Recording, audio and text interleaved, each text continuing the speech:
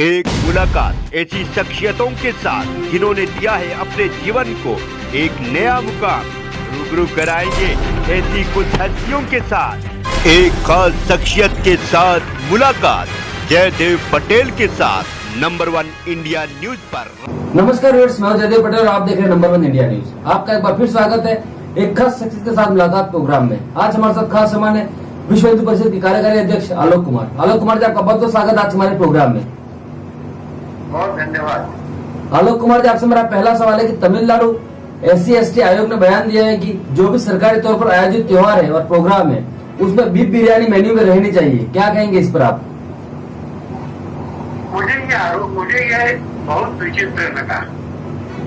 ये दुर्भाग्य है कि इस तरह के कमीशन में विद्वान लोगों को बिठाने की बजाय राजनीतिक लोग बिठा दिए जाते हैं।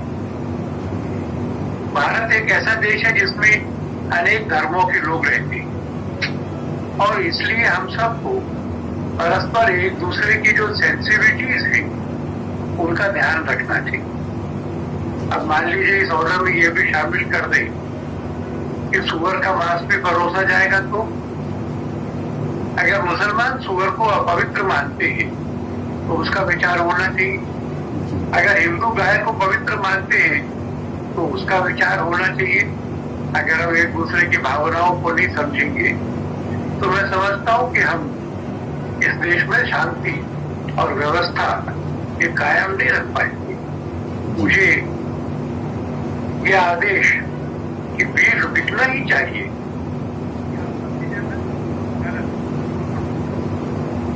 जी।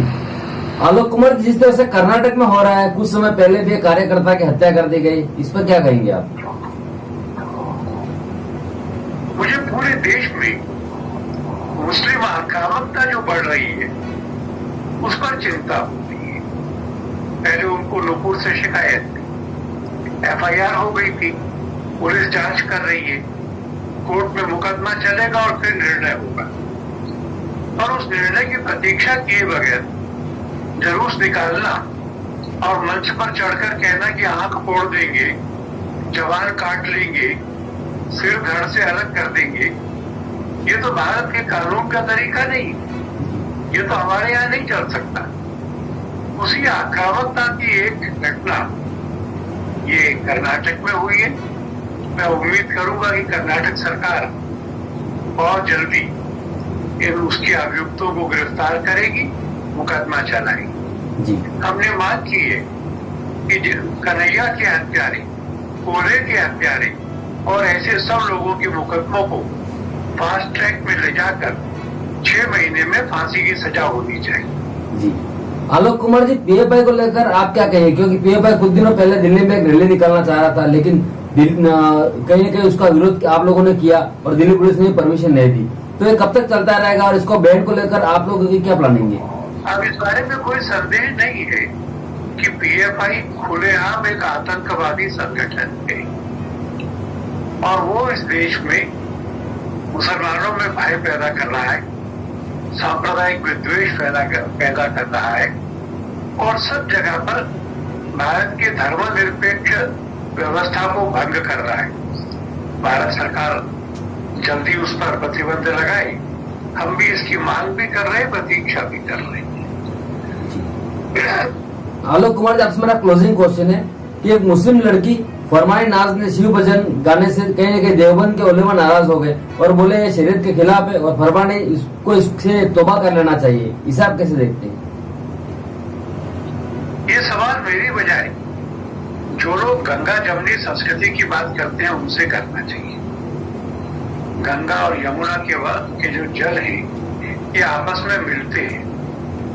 इन दोनों के मेल से जो विचार निर्माण होते हैं उसे सेकुलर लोग गंगा जमुनी संस्कृति कहते हैं।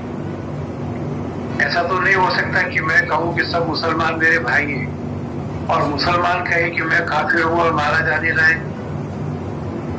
गंगा जमुनी संस्कृति का मतलब होगा कि मैं मुसलमान धर्म उसका आदर करूं, मैं ईद पर गले मिलूं और प्रसाद खाऊं और वो शाम को जो रमजान के महीने में भोज देते हैं उस देश में आदर से शामिल हो और वैसा ही वो हिंदू त्योहारों पे भी करें, हिंदू देवी देवताओं के साथ भी करें।